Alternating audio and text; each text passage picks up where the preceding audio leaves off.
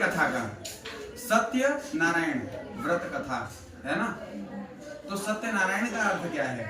सत्य का अर्थ होता है, देखिए ये नाम है लेकिन इसी कथा में, इसी शब्द में पूरे कथा का सार छिपा हुआ है। सत्य का अर्थ होता है अनादि, जो कभी मिट ना सके। पानी को कोई काट सकता है? नहीं। या फिर उसको कोई सिल सकता है? नहीं। पानी को काटा नहीं जा सकता, अग्नि को डुबाया नहीं जा सकता, गला नहीं घोटा जा सकता अग्नि का। ठीक है। सत्य क्या है? भगवान नारायण। ये हमारा शरीर सत्य नहीं है। सत्य क्या है? इसमें बैठी हुई हमारी आत्मा, जो परमात्मा के स्वरूप में है। लोग कहते हैं हर एक व्यक्ति में परमात्मा रहते हैं, तो परमात्मा नहीं रहते। परमात्मा अपना अंश भेज रखा है हमारे अंदर आत्मा का।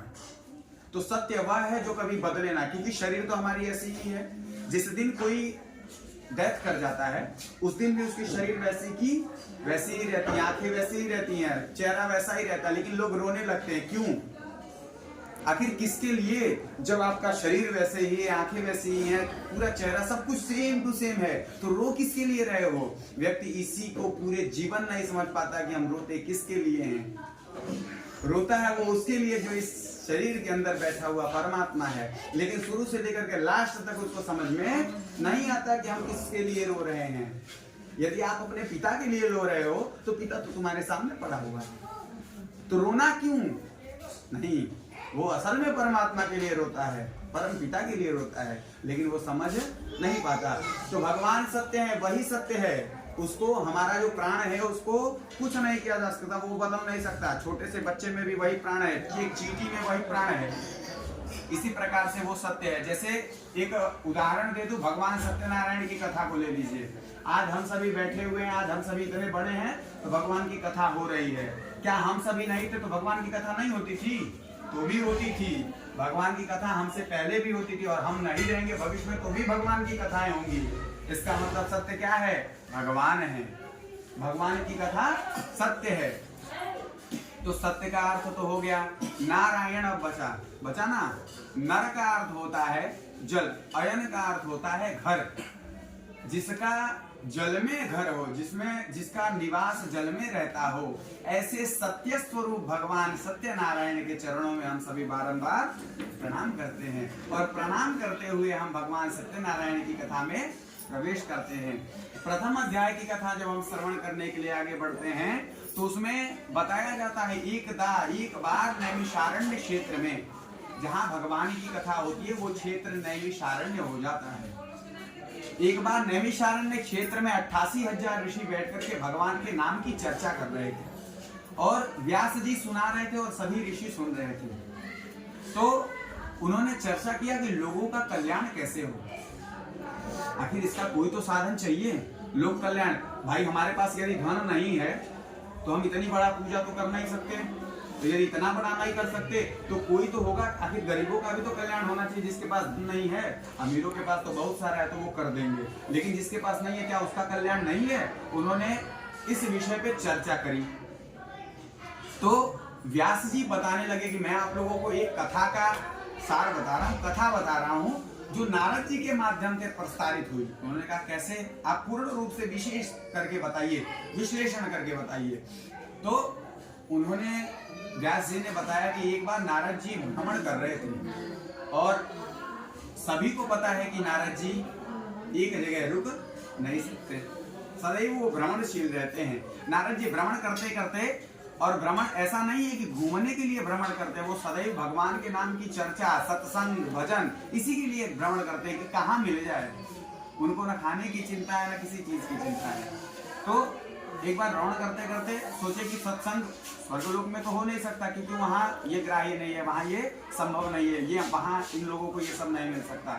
तो बोले वहां से चलते हैं गृहस्थों के पास, गृहस्थों के पास मिलेगा, क्योंकि वो हर समय जो है स्वच्छंद है, अपने मन से जीना है, तो ठाकुर जी की सेवा होगी और खूब सत्संग होगा, खूब भजन होगा, खूब कीर्तन होगा। जब वहां से वो चले हैं कीर्तन के भाव से, तो जब वो नीचे आए हैं तो देख रहे हैं कि यहाँ कोई सत्संग तो दूर की बात, भगवान का नाम नहीं ले रहा है, न लेना चाहता है, क्योंकि वो उसको खुद से ही फुर्सत नहीं है भगवान का नाम लेने से।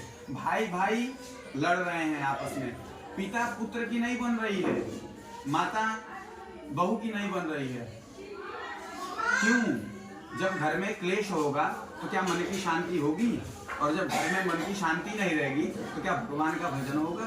कभी नहीं होगा। तो नारद जी जब इस प्रकार से देखिए सुखी कह सकते हैं कि कोई है, लेकिन असल में ऐसी बात नहीं है।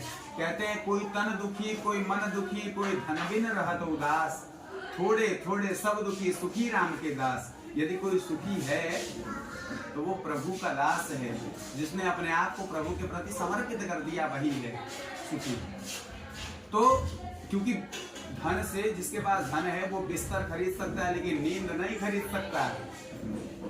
कोई तन दुखी, इतना सारा मिठाई रखा हुआ है, डॉक्टर ने मना किया और ना ना ना ना मिठाई खाना मत, शुगर बढ़ जाएगा, राम नाम हो जाएगा, फिर आगे देख लेना। अच्छा, किसी के घर पे मिठाई ही नहीं है, वो बेचारा सोच रहा है कि काश कहीं से व्यवस्था हो जाए।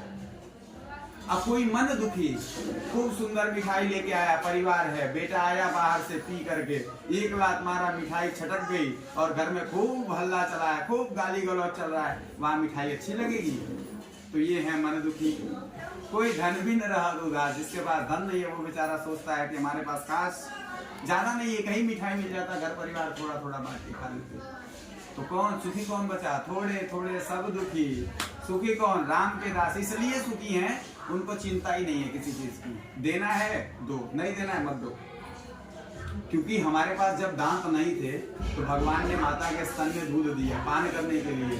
तो यदि अब हम बड़े हो गए, देखिए जब दांत नहीं तब दूध दियो, अब दांत दिया है, कछुओर भी देखो, उसके बाद भी देगा, सारी व्यवस्था उसकी है, हम कुछ नहीं कर सकते। करते हो तुम कन्हैया, मेरा नाम हो रहा है, करना सब उन्हीं को है, बस हम में आ जाते हैं कि हमने किया, और ऐसा कुछ नहीं है। जिस दिन उस हम में से ठाकुर जी का हाथ निकल गया, उस दिन जितना अर्श से फर्श पे गए, फर्श से अर्श पे गए हैं, अर्श से पुनः फर्श पे आ जाएगा।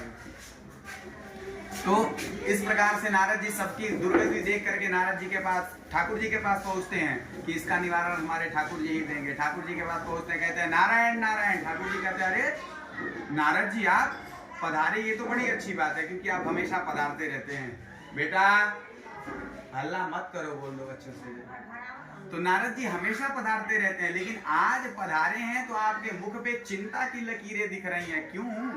क्योंकि आप तो चिंतित रहते ही नहीं, आपको इस बात का सोचना ही नहीं है, क्योंकि आप सिर्फ हमारे नाम के हैं, हमारे नाम पे ही सर्वस्व है आपका। तो कहे कि प्रभु ये चिंता हमारी नहीं है, क्योंकि देखो हमें चिंता नहीं आपकी, आपको चिंता हमारी है। हम क्यों चिंता करें आपकी कि प्रभु हमको इतना नहीं दिए, ये नहीं दिए। हो सकता है भगवान इतना सोच के रखे हो, आप इतना मांग लो, वो इतने में ही सब कुछ समझा दें।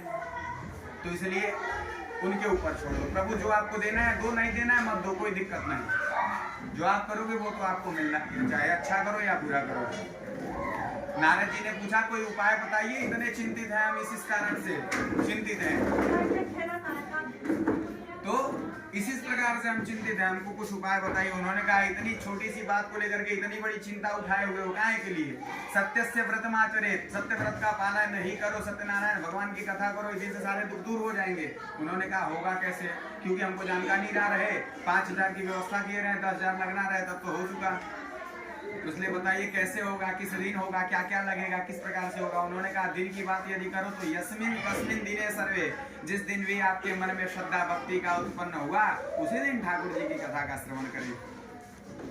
तो लगना क्या क्या है? उन्होंने कहा यदि आपके पास है, धन है तो पर्याप्त दीजिए, सब व्यवस्था एकदम दिव्य करिए, और नहीं है तो अभावे शाली चूर्णम व शर्करा व गुड़ सदा, अभाव में शाली चूर्ण गेहूं का चूर्ण भूजिए और गुड़ रखिए, तुलसी दल डाल करके भगवान की सेवा में बैठिए, पंडित जी को बुलाइए, भगवान की कथा का श्रवण करिए, बंधु बांधवों के साथ प्रसाद का ग्रहण करिए, यही मेरी कथा है।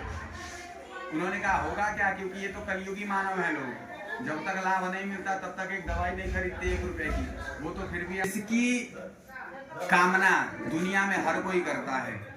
वैसे तो लिखा गया है कि धन धान्य सब चीज की प्राप्ति होती है, लेकिन मैं कहता हूँ सबसे बड़ी चीज है सुकून, शांति, जो नहीं मिलती। यदि पूजा में आपका मन है, भाव है भगवान के प्रति, तो वो सुकून, वो शांति आपको मिलेगी। और धन धान्य हर चीज से परिपूर्ण करेंगे ठाकुर जी।